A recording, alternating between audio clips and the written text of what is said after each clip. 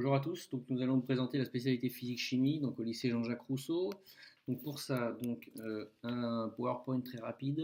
Donc les enseignements de spécialité possibles. Vous en avez 4, dont 3 disponibles au lycée Jean-Jacques Rousseau, spé mathématiques, spé physique-chimie et spé sciences de la vie et de la Terre. Il existe un quatrième enseignement de spécialité qui n'est pas disponible actuellement au lycée, donc ce qu'on appelle ISN, informatique et sciences du numérique. Donc pour ces spécialités-là, donc ça va avoir pour effet d'augmenter le coefficient de la discipline d'un coefficient 2. Donc par exemple pour la physique-chimie qui est de base coefficient 6. Donc vous ajoutez, si vous choisissez la physique-chimie en spécialité, vous ajoutez un coefficient 2, donc on passera d'un coefficient 6 à un coefficient 8. Si vous prenez l'aspect maths, où les mathématiques sont par défaut coefficient 7, vous passerez alors d'un coefficient pour cette matière-là, maths, avec la spécialité qui passera d'un coefficient 7 à un coefficient 9. Donc pour la physique-chimie, vous avez une épreuve donc, qui sera soit coefficient 6 si vous ne prenez pas l'aspect physique, ou coefficient 8 si vous prenez l'aspect physique. Et cette note sur 20 qui vous apparaîtra sur votre relevé de bac sera donc avec une contribution d'une épreuve écrite et d'une épreuve pratique qu'on appelle les ECE, évaluation des compétences expérimentales. L'écrit durera 3h30 et portera donc sur tout le programme de terminale, de première et de seconde. Et l'épreuve pratique donc durera 1 heure selon des modalités dans lesquelles vous serez évalué tout au long de l'année. Donc vous aurez généralement 2 ECE blancs pour vous préparer aux contraintes de cette épreuve. Ensuite, donc ça c'est pour les coefficients, donc les coefficients et l'impact de ces choix de spé sur le coefficient de l'épreuve de bac. Ensuite, donc en terminale S, de toute façon, quoi que vous fassiez, vous aurez un tronc commun avec 3 heures de cours en classe entière et 2 heures de TP en demi-groupe. Donc pendant ces 3 heures de cours, on fait des activités, on fait du cours, on fait des exercices, et pendant les TP, on vous prépare essentiellement donc aux ECE, les évaluations des compétences expérimentales qui comptent donc pour votre note de bac, qui comptent pour 20% de votre note finale et 80% donc pour l'écrit. Ensuite, vous aurez donc, vous aurez donc pour la spécialité 2 heures par semaine, je ne vais pas y arriver, excusez-moi, 2 heures par semaine, donc en demi-groupe. Donc ce sont des effectifs qui ne dépassent rarement 16, et donc qui vous permettent d'évoluer assez rapidement, surtout au niveau méthodologique, puisqu'il y a une forte interaction possible entre les élèves et l'enseignant. Ensuite, au niveau de l'aspect, donc au niveau de l'épreuve écrite, donc quoi que vous fassiez en physique-chimie, votre épreuve de bac écrite sera constituée de 3 exercices. 2 exercices qui sont communs à tous les candidats et qui sont sur 15 points. Donc ça veut dire que quoi que vous fassiez, vous aurez les 2 mêmes exercices l'année prochaine en terminale S. Si vous choisissez l'aspect physique, vous n'aurez pas le même 3e exercice que les autres qui n'ont pas choisi l'aspect physique. Et donc c'est là que l'enseignement de spécialité va intervenir. Et cet exercice-là, qui est sur 5 points, sera donc un problème scientifique.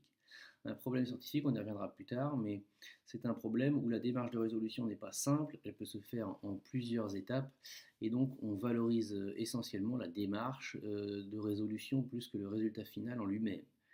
Et ce qui est important de comprendre aussi pour le choix de l'aspect physique, c'est qu'aucune notion nouvelle ne sera admise, ne sera introduite en plus par rapport au tronc commun. Tronc commun étant le tronc commun, donc étant les connaissances que vous verrez avec le prof qui vous aura en tronc commun et qui ne sera pas forcément nécessairement celui de spécialité.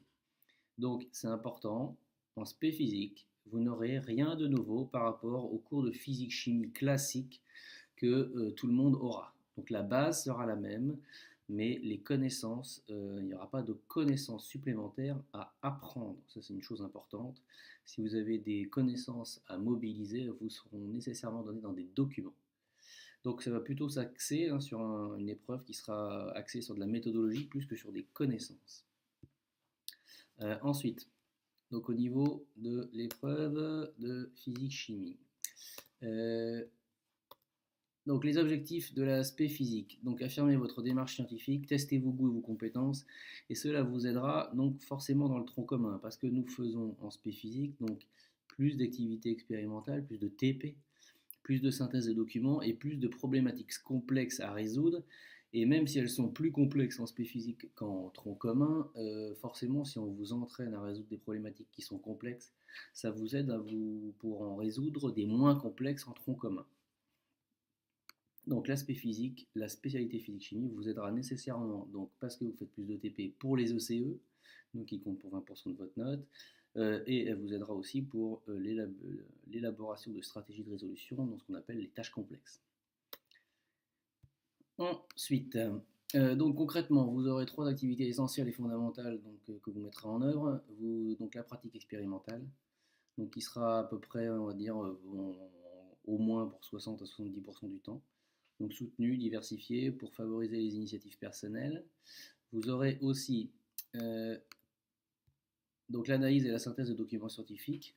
Donc pour développer la compétence extraire et exploiter, mais toujours dans le but, c'est pas des synthèses de documents type histoire géo, il faut faire des résumés, on n'en est pas du tout dans ce type d'exercice-là, c'est toujours dans le but dans les analyses et synthèses de documents pour répondre à une problématique précise. Et enfin, donc l'écrit, la résolution de problèmes scientifiques, où là on développe l'analyse d'un problème, la construction d'une résolution, votre regard critique. Le problème scientifique, donc c'est l'exercice 3 de l'écrit, c'est 5 points. C'est une évaluation qui est globale et valorisante par compétence. Alors il faut bien que vous soyez conscient que le problème scientifique n'est pas un exercice facile, mais il est évalué de manière globale, c'est-à-dire que évalué de manière globale, c'est-à-dire que par exemple il n'y aura pas 0,25 points pour voir telle chose, pardon, 0,25 pour voir autre chose, etc. Donc c'est une évaluation qui est globale sur la copie dans son ensemble et valorisante, c'est-à-dire que vu que l'exercice n'est pas forcément considéré comme facile, on valorise énormément les prises d'initiative, les esprits critiques, on valorise si vous avez mis en œuvre une démarche, même si vous n'êtes pas arrivé au bout, si vous commentez votre résultat de manière scientifiquement correcte, tout ça c'est pris en compte et c'est valorisé. Ensuite, donc l'exercice 3, donc c'est des documents, une ou deux questions préliminaires généralement pour essayer de vous mettre sur la voie et une tâche complexe à résoudre en 4, 5, 6, voire plus d'étapes à imbriquer les unes derrière les autres de manière à obtenir une valeur, un commentaire, un argumentaire ou alors une justification précise. Donc 3 thèmes qui seront traités dans l'année, un par trimestre en gros au niveau du timing. L'eau, donc qui est un thème de chimie, son et musique, qui est un thème donc lui plutôt physique, et enfin un thème matériaux qui est un terme mixte entre physique et chimie. Donc au niveau, pour vous donner des exemples, le programme de spécialité, c'est donné par le ministère, c'est un tableau avec des mots-clés. Étant donné qu'on n'a pas de nouvelles connaissances à vous apporter en spé physique par rapport au tronc commun, il n'y a pas de gros tableau avec connaissances, compétences. On a juste en gros les connaissances du tronc commun qu'on doit adapter dans des thèmes qui sont donnés dans ce tableau avec domaine d'études et des mots-clés. Donc en gros, le professeur de spé physique doit traiter des mots-clés. Il est impossible qu'il les traite tous. Mais l'objectif étant de vous apprendre des méthodologies de résolution de problèmes, des méthodes pour être autonome devant un problème ou une tâche complexe. Et alors l'idée c'est qu'à la fin de l'année, quel que soit le mot-clé, normalement vous devrez être capable de réagir à une situation complexe.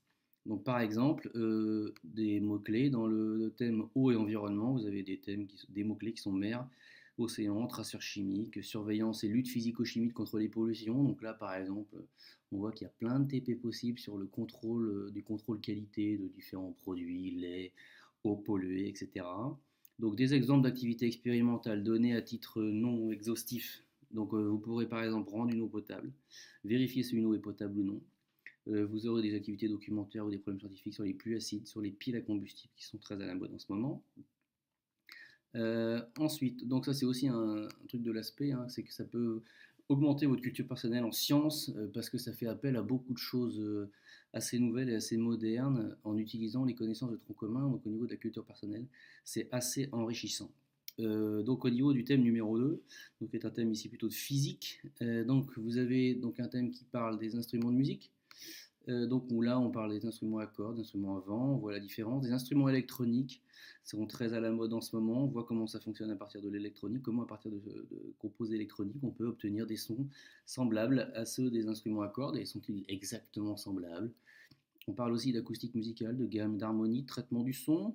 On peut parler aussi de micro, comment fonctionne un micro, comment fonctionne un casque, comment fonctionne la reconnaissance vocale pour parler avec les robots. Par exemple, pour les casques audio, on voit tout ce qui est aussi la reconnaissance active. Donc tout ça permet de comprendre dans le thème son et musique comment d'augmenter votre culture tout en ne perdant pas de vue que vous pouvez avoir par exemple un problème scientifique relié à l'utilisation du microphone. Donc des exemples d'activités, donc le principe de fonctionnement d'un micro, d'une guitare, d'un synthétiseur, et des exemples d'activités sur la reconnaissance vocale, les casques actifs, donc c'est des casques qui permettent de réduire le bruit, ça c'est à l'aide d'une connaissance de tronc commun qui est assez simple à comprendre quand vous ferez l'aspect physique.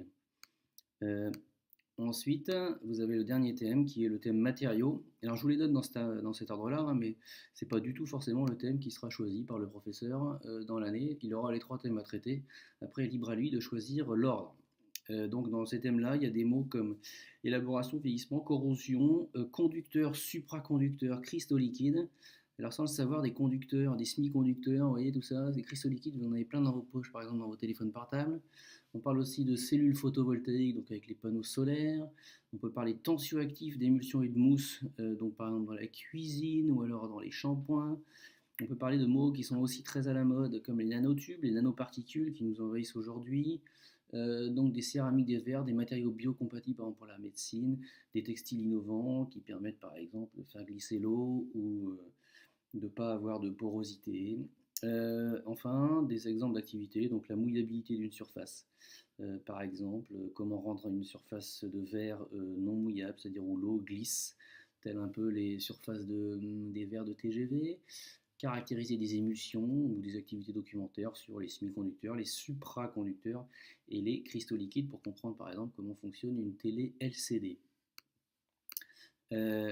Ensuite, donc concrètement, pour chaque thème, vous aurez un ou plusieurs problèmes scientifiques à résoudre, des documents scientifiques à analyser, des hypothèses à formuler, des stratégies à élaborer avec des protocoles, des expériences à mettre en œuvre, à analyser, bref, tout ce qui est réflexion. Donc l'aspect physique, elle est faite pour vous si vous aimez la physique et la chimie, si vous aimez vous poser plein de questions, résoudre des problèmes complexes en plusieurs étapes, faire des TP sous forme de tâches complexes. Donc en gros, c'est beaucoup de méthodologie et beaucoup de méthodologie à acquérir, plus que des connaissances à apprendre. Et ça, c'est vraiment quelque chose à retenir. Si vous voulez faire de la physique, si vous voulez prendre l'aspect physique-chimie, il faut que votre but sera d'apprendre, d'acquérir une méthodologie de résolution de problèmes complexes, quels qu'ils soient, sous la forme écrite ou expérimentale, plus que des connaissances à apprendre. L'aspect physique-chimie n'est pas là pour vous apprendre des connaissances, puisque toutes les connaissances seront celles que vous verrez avec le prof de tronc commun et qui seront communes à tous les élèves de terminale, quelle que soit leur spécialité. Donc c'est pour ça que maintenant, j'espère que cette petite présentation vous aidera à choisir. Et j'insiste sur bon choix personnel parce que le choix de l'aspect doit être un choix qui doit être personnel en fonction de vos goûts, de vos compétences et de ce que vous espérez dans la discipline. Mais choisissez-le bien en fonction de vos goûts et de vos résultats, car ne choisissez pas donc cette spécialité-là en fonction de tel ou tel qui pourrait faire ou pas cet enseignement, sachant que bien entendu c'est impossible à dire avant le début de l'année. Donc choisissez bien en fonction de vos goûts et de vos appétences pour la discipline. Sur ce, je vous souhaite un bon choix et une bonne continuation. Au revoir. Hop.